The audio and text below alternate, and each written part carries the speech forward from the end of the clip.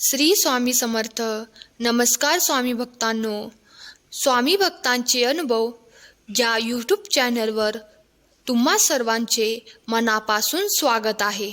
स्वामी भक्तांनो, स्वामी समर्थ महाराज आपल्या भक्तांच्या पाठीशी नेहमी उभे असतात.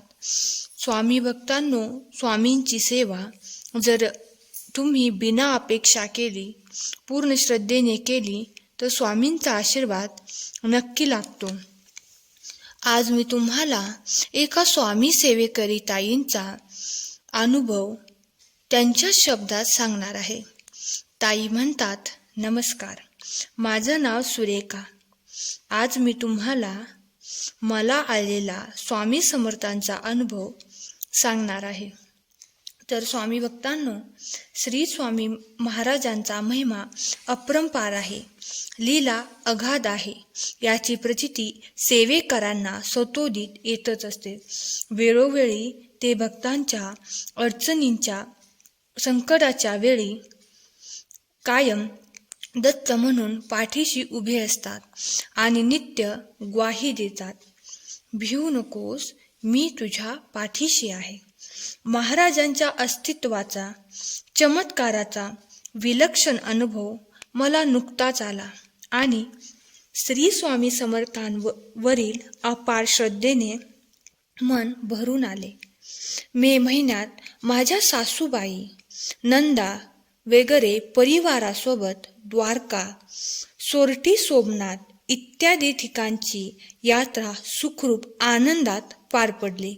शिवाय मी स्वतः अकोला ते शेगाव अशी पायी दिंडी प्रवास केला. शेगावचे गजानन महाराजांचे दर्शन घेतले आणि दुसऱ्या दिवशी अकोला ते परभणी या एशियाड गाडीत मी प्रवास करीत होते. रात्रभर शेगावला चालत चालत गेल्याने पाय दुखत होते, त्यामुळे प्रवासात कधी डोळा लागला ते कळलंही नाही. बसमध्ये माझी एक बॅग पायाजवळच होती व दुसरी बॅग, ज्यामध्ये द्वारकेचा प्रसाद, सोन्याचे कानातले, अंगठी आणि काही पैसे असलेली ती बॅग रॅकमध्ये वरती ठेवलेली होती. अधूनमधून बॅगकडे लक्ष होतच. अगदी वाशिम हिंगोली येईपर्यंत बॅग त्या रॅकमध्येच होती. लग्नसराई व त्या दिवशी लग्नतिथी असल्याने एशियाड बस असूनही गर्दी जरा जास्तच होती. त्या गर्दीमध्ये कशी कुणास ठाऊक माझ्या नकळत कुणीतरी बॅग लंपास केली आणि ते हिंगोली सोडल्यावर माझ्या लक्षात आले. मी खूपच अस्वस्थ, बेचैन झाले. लगेच यजमानांनाही फोन करून झाल्या प्रकाराची माहिती दिली आणि हिंगोली ते परभणी अखंड स्वामी समर्थ नामाचा जप सुरू केला. यजमानांनी कंट्रोल रूमला कळविले. हिंगोलीहून येणारी प्रत्येक गाडी चेक करणं वगैरे कामे सुरू केली.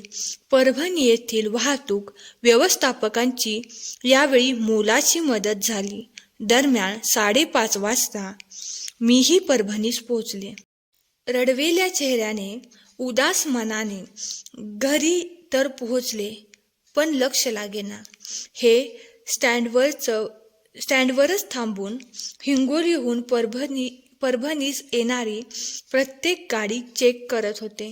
मी घरी गेल्यावर तब्बल 1.5 तासांनी कमळनुरी परभणी गाडी आली. गाडीतील सर्व प्रवासी खाली उतरले व शेवटचा प्रयत्न म्हणून वेड्या आशेने ह्यांनी रिकाम्या गाडीत सहज चक्कर मारली. आणि काय चमत्कार! त्याच गाडीत मागे माझी बॅग जणू त्यांच्या खऱ्या मालकाची वाट पाहत होती अशी सुखरूप दृष्टीस पडली. जणू काही महाराजांचा कृपाप्रसाद मिळाला. श्री स्वामी समर्थ या मंत्रात, नामस्मरणात प्रचंड शक्ती आहे याची पुन्हा जाणीव झाली. अकोला ते परभणी प्रवासात अनेक गाड्या जातात येतात. माझी बॅग त्या कमळनुरी गाडीत कशी गेली? कोणी चोरली म्हणावी तर तिथे सर्व चीज वस्तूसह कशी ठेवली आणि ती बॅग सुखरूप यांच्या हाती कशी पडली? हे माझे सगळे अनुत्तरित प्रश्न जणू स्वामी महाराजांनी सोडवले. भिवू नकोस, मी तुझ्या पाठीशी आहे याची प्रचिती दिली. निर्व्याज निष्काम सेवेने केलेले प्रत्येक काम स्वामी समर्थांच्या चरणी रुजू होत असते.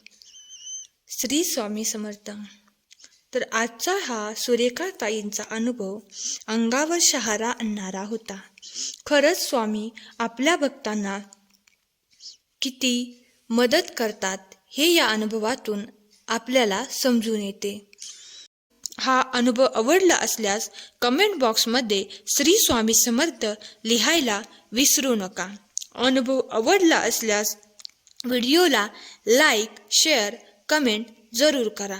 श्री स्वामी समर्थ. जय जय स्वामी समर्थ.